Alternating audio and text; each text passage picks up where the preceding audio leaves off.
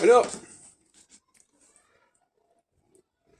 il faut bien comprendre que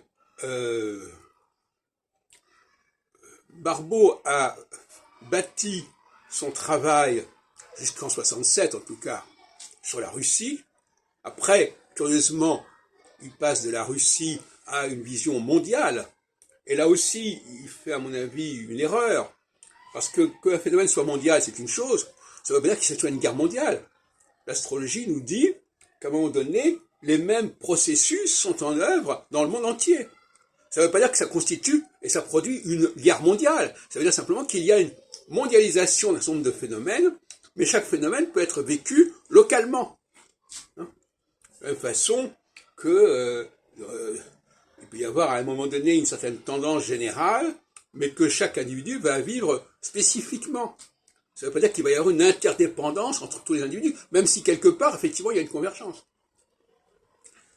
Alors, Barbault a choisi la Russie, Roger Eke a choisi l'Allemagne, j'ai dit tout à l'heure les faiblesses de sa démonstration, et la question, effectivement, c'est la question de l'espace géographique. Est-ce qu'il est intéressant pour l'astrologie de se polariser sur un pays donné? Alors, je reconnais que moi-même j'ai donné le mauvais exemple, puisque l'astrologie selon Saturne, que j'ai fait en 94, est centrée sur la France, elle. Donc il y a Heilbronn sur la France, Barbault sur la Russie et Eke sur l'Allemagne. Mais Eke qui vient après. Et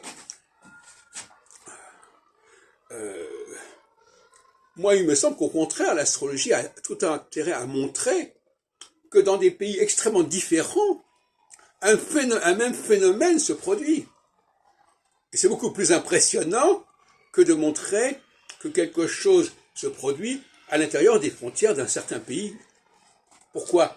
Parce que, d'une certaine manière, si je montre que le même phénomène se produit dans différents pays, je ne vais pas pouvoir utiliser l'argument de tel pays en particulier.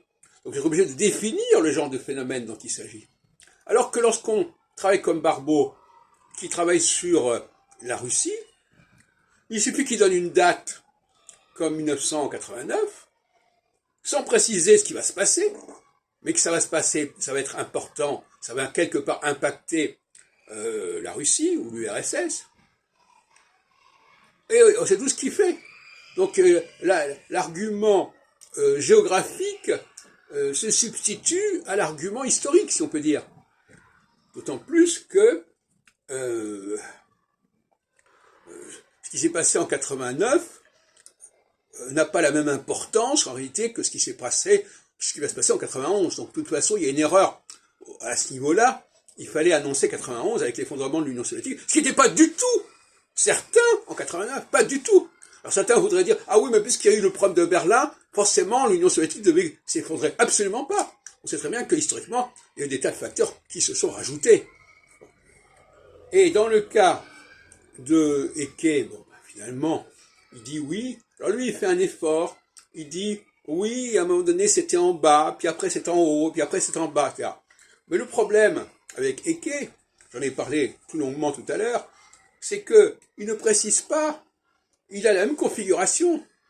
Quand je parle configuration, c'est une façon de parler, parce que autant Barbault fait l'effort de parler d'une conjonction Saturne-Neptune, autant Eke, il nous parle d'un cycle de 15 ans dont on sait très bien d'où il sort, je reviendrai tout à l'heure, qui est la moitié de 30, bon, parce que ça l'arrange, parce qu'effectivement il a besoin d'expliquer, il a découvert des choses qui étaient de 15 ans à 15 ans, donc il a dit, ah ben on va diviser 30 par 2, ça fera 15. Et 30, c'est évidemment la durée c'est les 30 degrés d'un signe, etc. Bon. Donc, non, il faut quand même faire l'effort de définir les situations, les périodes. On ne peut pas expliquer le même processus qui fait monter et qui fait descendre avec les mêmes configurations, c'est pas possible. Bon, j'y reviendrai.